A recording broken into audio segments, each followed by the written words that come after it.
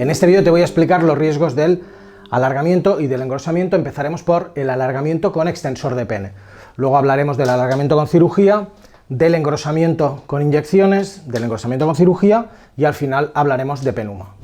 Muchas veces me preguntáis dónde podéis comprar los productos o que menciono en los vídeos o que os comento en los directos. Y desde hace poquito hemos empezado a colaborar con TerraScience, que es un laboratorio francés que produce nutracéuticos de muy buena calidad, que te pueden ayudar en aumentar la testosterona, disfunción eréctil, eyaculación precoz, problemas de próstata, etcétera, etcétera. Os dejo los links a los productos en la descripción del vídeo, los podéis probar y utilizando el link ayudáis al canal. Los podemos comentar también en los directos o le podéis preguntar a vuestro médico de cabecera. Vamos a empezar. Alargamiento con extensor de pene. Para mí es el mecanismo más seguro, tiene poquísimos problemas. Básicamente utilizas un extensor que sujeta el glande y tira de él. Hay que ser muy consistente porque tienes que usarlo bastantes horas al día para conseguir una ganancia entre 1 y 2 centímetros. Después de más de 20 años de urólogo, yo creo que la peor lesión que he visto usando un extensor es gente que se ha hecho alguna rozadura o alguna rojez. En general es un procedimiento que es muy seguro, da muy pocos problemas. Algunos pacientes explican, por ejemplo, dolor o frialdad o como entumecimiento del glande cuando usan el extensor mucho rato. Entonces ahí pues les diría que fragmenten, es decir, en lugar de usarlo 3 horas seguidas, pues que lo utilices 1 hora, liberes la presión sobre el glande, 5 minutos, lo vuelves a usar y así sucesivamente. En algunos directos me habéis comentado que hay cirujanos que dicen que han visto necrosis de glande con extensor de pene, cirujanos plásticos. Os voy a decir que eso es mentira. Nadie ha visto una necrosis nunca jamás de glande. ¿Por qué? Porque yo en 20 años de urología no he visto ninguna. La única que conozco, el único caso que conozco es una necrosis precisamente después de una cirugía. Pero pensar que un extensor de pene usado correctamente da necrosis, sencillamente es mentira. Eso no puede suceder, es completamente excepcional. Con cirugía, vamos a hablar de los peligros de la cirugía de alargamiento de pene. Básicamente, ¿qué se hace? Pues hacemos una incisión en VI sobre el pene, vamos al ligamento suspensorio y seccionamos ese ligamento suspensorio y luego cerramos ese espacio. Entonces, ¿qué cosas pueden ocurrir?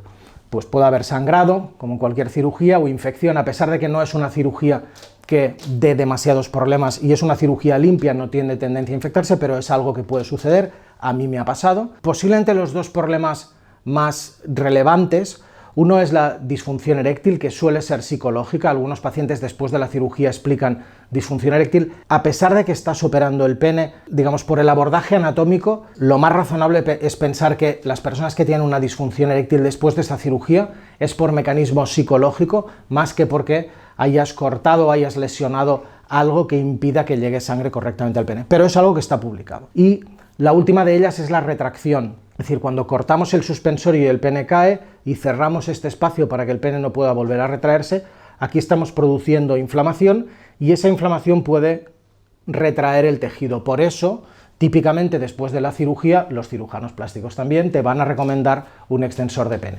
Entonces, la cirugía de alargamiento de pene es una cirugía que es relativamente sencilla de hacer, que da unos resultados que en el mejor de los casos son superponibles a los del extensor, y si quieres ganar más longitud, es decir, un resultado fantástico con una cirugía de alargamiento es entre 2 y 3 centímetros. En mi opinión, después de visitar a decenas de miles de hombres y operar miles de penes, posiblemente, nadie que te dice más de 2-3 centímetros está siendo realista o está mintiendo, una de las dos, elige tú. Para conseguir más de esos 2-3 centímetros, lo que habría que hacer es usar extensor antes, podrías ganar entre 1 o 2 centímetros, cirugía, podrías ganar otro par de centímetros, y después utilizar otra vez el extensor. Uno de los cambios, no voy a decir complicación porque es algo que es consustancial a la cirugía de sección del suspensorio, es que si estás viendo la erección de lado, la erección suele tener un ángulo hacia arriba. Cuando cortas el suspensorio, el pene va a caer y vas a tener una erección en horizontal o incluso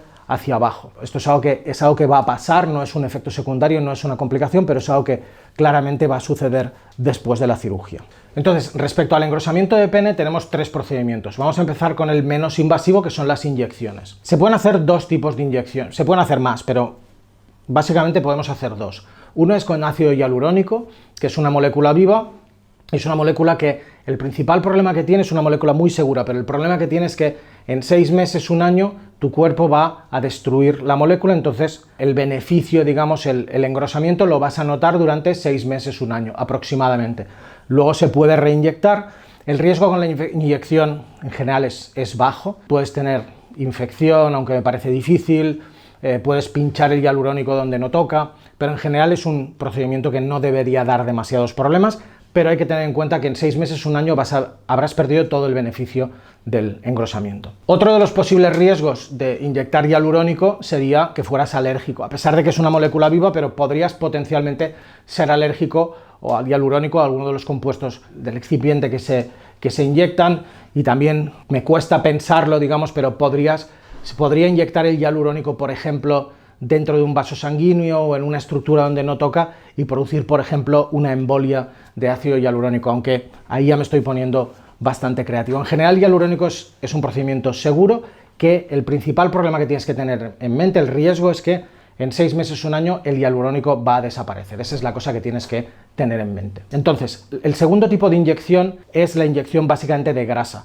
Se puede utilizar silicona u otras cosas, pero es catastrófico, no lo hagas. O sea, es muy mala idea. La grasa yo no te la aconsejo, pero conozco gente que la utiliza con unos resultados, según dicen, aceptables. Lo que se hace con la grasa, por ejemplo, se hace una liposucción, se quita tu propia grasa, se procesa y se inyecta en el pene.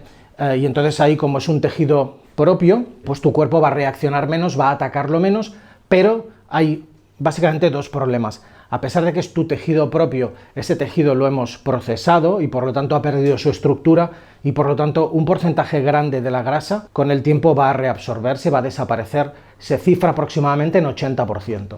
Entonces vas a perder la mayor parte de grasa que se te ha inyectado, y la segunda cosa es que esa pérdida no va a ser homogénea, no va a ser uniforme, a diferencia de con el hialurónico, donde vas a perderlo todo y vas a quedar como estabas, básicamente. Con la grasa no. La grasa, posiblemente la reabsorción va a ser irregular y el aspecto estético en el tiempo va a ser bastante más feo, y eso va a exigir nuevas inyecciones. Ahí otra vez, pues puedes tener infección, puedes tener sangrado, pero sobre todo lo que tienes que tener, pues se puede inyectar la grasa donde no toca, pero eso no es lo común. De lo que tenemos que estar preocupados es de esa reabsorción, pero sobre todo de que la reabsorción es irregular y típicamente el aspecto que queda en algunos casos no es demasiado bueno.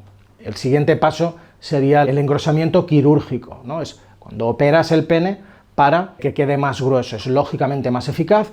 Ahí se utilizan varias técnicas, se pueden utilizar básicamente o injertos de grasa, es decir, saco una pastilla de grasa de alguna parte del cuerpo y bajo la piel del pene y pongo, normalmente se ponen 2 pastillas de grasa y se vuelve a subir la piel. Eso, el efecto cosmético es muy sorprendente, se gana mucho grosor. El problema es que esa grasa, otra vez, estás quitando una pastilla de grasa del cuerpo sin vaso sanguíneo, es decir, no está vascularizada, y lo pones ahí esperando que el injerto prenda y que lleguen nuevos vasos sanguíneos, pero eso puede no ser así, y ese injerto puede también reabsorberse, atrofiarse y quedar feo. Eso sería un problema. Tendríamos problemas también, tendríamos el riesgo, por ejemplo, si típicamente se saca esa pastilla de grasa justo debajo del glúteo, pues ahí quedará una cicatriz que se puede infectar, puede sangrar, no es lo común, pero puede suceder. Pero sobre todo el principal problema con esta cirugía es que, al ser más invasiva, posiblemente tiene algo más de riesgo de infección, y que la pastilla de tejido puede reabsorberse también de manera irregular y dejar un aspecto feo. Tenemos algunas matrices, algunos tejidos que podemos utilizar si no queremos crear un segundo campo quirúrgico, otra incisión. Podemos utilizar otros productos, típicamente vienen de animales, y entonces lo que hacemos es poner varias capas, bajar la piel del pene y poner varias capas de ese tejido que tienen un cierto grosor, y después volver a poner la piel del pene, subir la piel del pene y suturar. También, típicamente al principio los resultados son muy buenos cosméticamente, pero desconocemos cuál es el efecto en el largo plazo de esos injertos, de si se van a mover, de si se pueden infectar, y es algo que yo conozco muy pocos urólogos que lo hagan con confianza. Incluso las personas que más se dedican a la urología, vamos a decir cosmética en España, hasta donde yo sé, no utilizan injertos de manera habitual. Entonces esto es algo que se hace desde hace relativamente poco tiempo, y por eso no conocemos el efecto en el largo plazo, ¿no? Pues si eso se puede atrofiar, se puede mover, se puede infectar, y por eso es algo que yo conozco a algún cirujano que lo ha hecho, a algún urólogo que lo ha hecho, pero no se sienten especialmente, no nos sentimos especialmente seguros con este procedimiento utilizando grafting externo. Y por último tenemos Penuma, que es un sistema que se inventó en Estados Unidos, el Dr. Ellis, que se publicó por primera vez en 2017 y que a mi juicio es lo que tiene más sentido para el engrosamiento.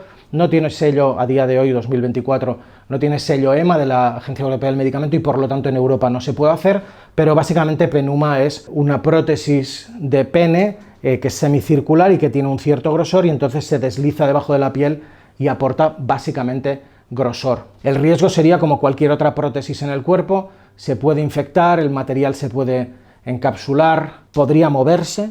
Es un procedimiento que, en el estudio que se publicó en 2017, la tasa de satisfacción era 80%, por lo tanto, parece ser un procedimiento con unos resultados razonables, aunque ese 20% de insatisfacción apunta a, pues eso, posiblemente migración, alergia, alteraciones de la sensibilidad, etc. En cualquier caso, Penuma no está disponible en España, pero es algo que genera mucho interés y yo no tengo ninguna duda que si finalmente llega a Europa es algo que haremos con más o menos frecuencia.